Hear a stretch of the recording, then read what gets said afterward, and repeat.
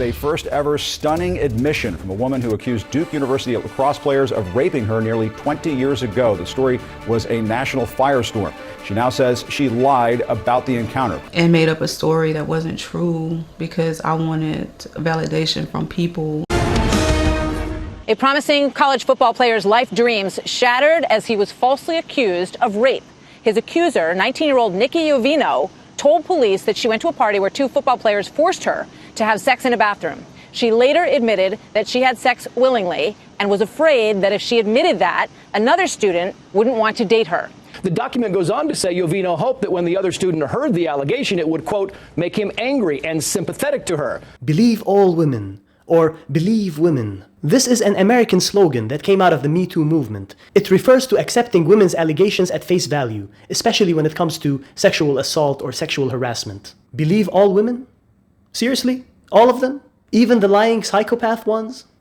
How is this a thing? Have you heard of the concept of lying? How can somebody be that stupid? No exaggeration, this has got to be one of the dumbest things I've ever heard, and one of the most dangerous things I've ever heard. Really, this is one of the most dangerous things I've ever heard. For those who advocate this principle, what's wrong with you? Have you been dropped on your head as a baby? Like, several times? Because that would explain a lot. They say Albert Einstein once said, two things are infinite, the universe and human stupidity, and I'm not sure about the universe. While many accusers are indeed truthful, many others are not. Use your brain. Use it! Use it! Some are straight up psychopaths. Some are vindictive and are out for revenge, so they hurl accusations to hurt the person. Some are politically motivated, or they're shopping for a book deal. Some do it for financial gain. And in some cases, the accuser is honest, yet they are wrong. In 1984, a guy by the name of Ronald Cotton was accused of rape, and his accuser very confidently and sincerely believed that he was the perpetrator. He was sentenced to life in prison. Then 11 years later, he was exonerated by DNA evidence. When she learned the truth, she got the shock of her life. She really believed that he was the guy. He was a black guy,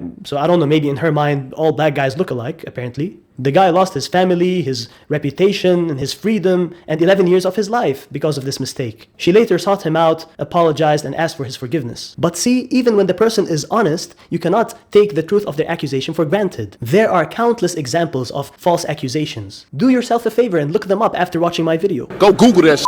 There was a story of a woman who was having an affair with a guy, and her dad walked in on them in the bedroom. She knew that she would be in serious trouble with her strict father, so she claimed that the guy forced himself on her. She immediately threw her lover under the bus. Their relations were totally consensual, but she claimed that they were not, so she gets out of trouble with her dad. Like, I'm the victim here, he forced himself on me. So she took the guy, threw him in her arms, then threw him under the bus, then they threw him in prison. He's been thrown all over the place, that poor guy. If you subscribe to believe all women, I'm sorry, you are stupid. I try to be polite, but sometimes being honest is more important than being polite. Only children and imbeciles believe whatever they hear. You're not only mildly stupid, you've achieved new heights of excellence in human stupidity. If this were a video game, it will say, you have unlocked a new level of stupidity. And interestingly, those same people who say we should believe all women, if somebody accuses her son, she'll say, don't believe her, that lying rules for thee, but not for me. It's like a cocktail of stupidity mixed with hypocrisy. And what if a woman accuses another woman who denies the allegation? What do we do now? Now you don't know what the hell to do, do you? Believe all women.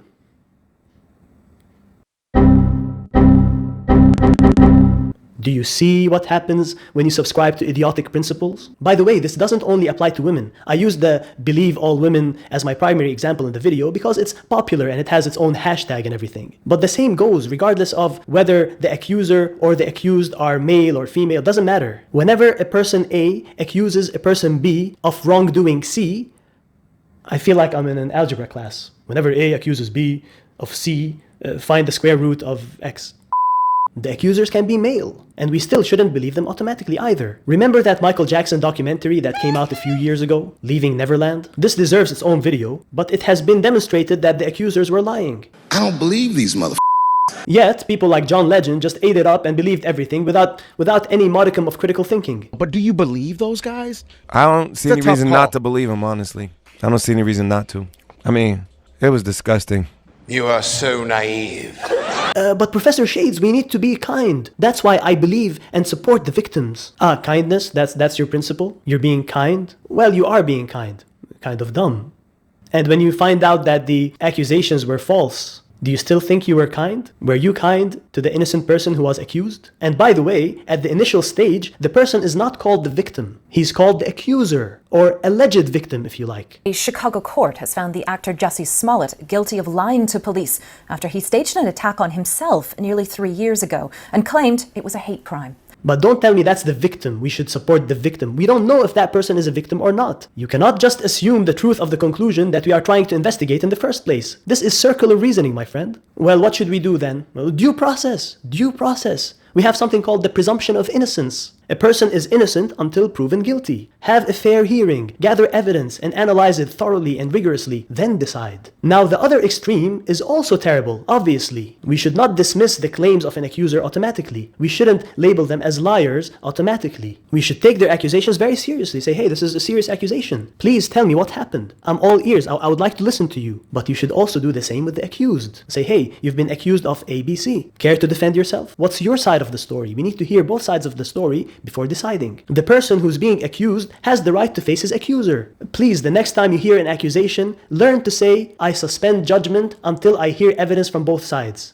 Let me just say I am reserving judgment until all the facts come out. Once you have the evidence from both sides, then make up your mind. This is a very serious matter. People's reputations, their families, their careers, their freedom, and their lives are on the line. So don't let emotions blind you. Use your intellect. Use it! Use it! Truth and justice are very precious. And remember, you could be next. So don't advocate for a false principle that may come back and bite you in the neck. The fact that such a video is necessary is very sad. And the fact that some of the people who will watch this video will think that this is controversial is disturbing. By the way, what are your thoughts on the ongoing case between Blake Lively and Justin Baldoni? Let me know in the comment section below. It's like that believe women. It's like all of them. How about 85%? I'll give you 87%, all right?